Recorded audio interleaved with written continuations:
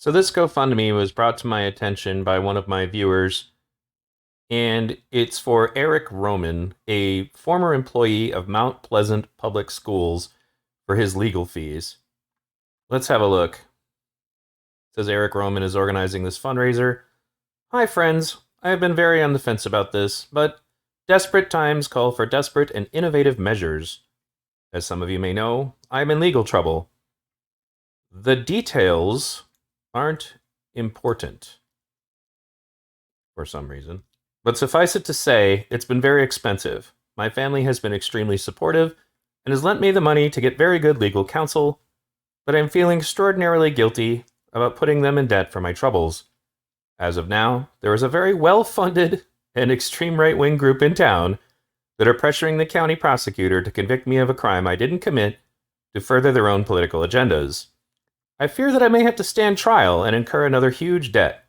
If you can, please help out in any way you can. I can provide you with the copies of the bills I have paid if you need proof of where the funds are going. Thank you all so much. He's raised $375 out of $7,500. So what are the details that he thinks are not important? What is it exactly that he needs legal fees for? Let's have a look. Well, here are those details. Eric Rohman was one of 3 men arrested in the sheriff's online child sex sting. This would be him over here on the far right. 3 men were arrested Thursday and Friday morning during an online child sex sting orchestrated by the Isabella County Sheriff's Office. It gives the name Eric Rohman, 41 of Mount Pleasant. They were arrested in an undisclosed location, according to a press release from the Isabella County Sheriff's Office. All 3 were arrested for using a computer to commit a crime and accosting a minor for immoral purposes. Police allege that the 3 communicated over various social media apps with decoys posing as children. The 3 are accused of going to a location to have sex with a child, where they were arrested. Now, this article says they've yet to be charged criminally. I'm not sure what the status on that is at the moment, but the sting involved the cooperation of several local law enforcement agencies, the press release said. Davis was arrested by the Mount Pleasant police. We'll just move on to Rohman. Rohman was arrested by the Saginaw Chippewa Indian Tribal Police, according to online records. In addition, the sting was assisted by officers with the Federal Bureau of Investigation, meaning FBI, Michigan State Police, Michigan State Police Analytics Unit, Cement and Mint and other narcotics units, Shepherd Police Department, and Isabella County Central Dispatch, according to the press release. So these are the details that he thinks are not important. So if you're going to donate to his GoFundMe, be aware of exactly what it is that he did. Or, well, I guess we should say allegedly did, but you got caught in a sting operation where you knew that you were in communication with someone claiming to be a minor and went there to have sex with them.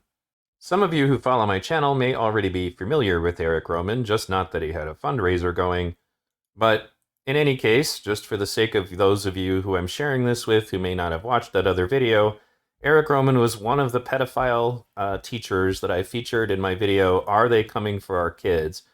And the reason it was specifically relevant, and I maintain this, I don't feel that LGBTQ people are any more likely to be pedophiles than anyone else. However, there seems to be a disturbing trend that more and more of the advocates, specifically advocates for LGBTQ curriculum to be included in schools, keep turning out to be pedophiles. And I'm sure that there are plenty that are not. However, they do exist, and it's obvious what their motive would be. They want to normalize sex between children and adults. So let's go ahead and have a look at this video, which some of you have already seen, of Eric Rohman at a Mount Pleasant Schools school board meeting, where he's basically mocking parents for being concerned about some of the extreme books that have been found in schools. And by extreme books, I mean with literally visual depictions of sex. And like many other people, I don't actually have a specific problem with LGBTQ sex. It's that there shouldn't be any sex in the hands of kids. And in Dearborn recently, one of these books was gotten into the hands of a 4th grader. So let's have a listen. I'm a resident county taxpayer, vaccinated and functioning, graduate of this high school, class of 1999, proud member of the LGBTQIA community, and an employee of Mount Pleasant Public Schools. Thank you. I really cannot speak any more eloquently than the people who have spoken before me tonight, but what I can say is that for the last 5 years, I have had the profound privilege of working with your students, with your students, with your students. And I can tell you this, they are hungry for knowledge. They are so hungry for knowledge that despite your words, your wishes, your values, they will learn on their own. So many of your children are hurting, questioning, struggling in this world that we have created. They are simultaneously being taught to celebrate and to hate who they are. I can't deny that. Every day. Ultimately, they will become who they will become with or without us. Give them the chance, the grace, and the support to embrace their own learning. They're going to do it anyway.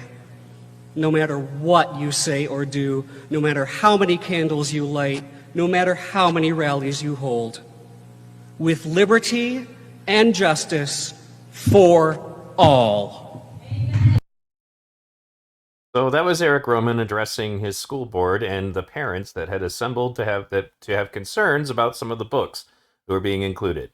So not only are they an LGBTQ employee of the school, they also were an advocate for the curriculums that are being proposed to young children in many cases, including as young as elementary school. And I did a separate stream where I go over the elementary school curriculum that is being used in Portland, Oregon. I'll give a link to that video at the end of this one. But that's who he is. That was the position that he took.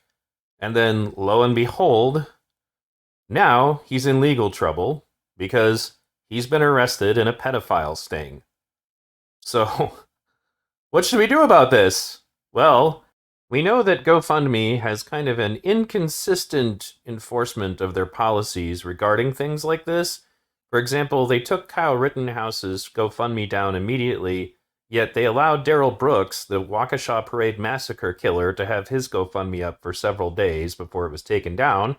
But I'm going to give them the benefit of the doubt. Maybe GoFundMe doesn't know about this. So what I'm going to ask all of you to do is help me make sure that GoFundMe knows about this. And the way you do that is by going to the link that I'll provide in the description, scroll on down here to where it says report a fundraiser. And let's do that. Let's report this. Let's get this taken down. This guy doesn't need any help. And I tend to wonder how many of the people who have already donated don't know those details that, as he put it, were not important. So as I said again, I will provide a link to this GoFundMe in the description. Give me a hand in reporting this. And one other video that I've done that you should have a look at that I will put in the cards at the end of this one, or links in the description to my other mediums where there are no cards like Rumble and Odyssey, is that if you believe it's hyperbolic that there are advocates for normalizing sex between adults and children who are currently writing books that are being used in our schools, I did an expose on Heather Karina, and in this video you will find a link to an article that she wrote wherein she basically is calling directly for the normalization of relationships that are sexual between adults and children. She's currently still writing books and runs a website called Scarletine, which is known to be one of the most widely used sexual education resources. So, in any case, that's for a different video. You guys can check it out. But if you haven't already, I need that one to blow up because I commented on a couple of her Twitters, asking for her to respond about this, and she just deleted and blocked me because I think she's hoping it's just going to blow over. Thanks for tuning in, folks. Remember, like, subscribe, ring the bell, and share my videos because the algorithm doesn't really care for me very much. I have a habit of discussing controversial issues and sometimes using raw footage to give you a clear depiction of exactly what's taking place. You can check me out, as you see in the upper left-hand corner, at hy.page/vradio. There you can find links to my various mediums. You can find me on Rumble, on Odyssey, on BitChute, In addition to that, you can also join me on social media in places like my Fans of V Radio Facebook group, my Discord channel, my Telegram channel, etc. Thanks again.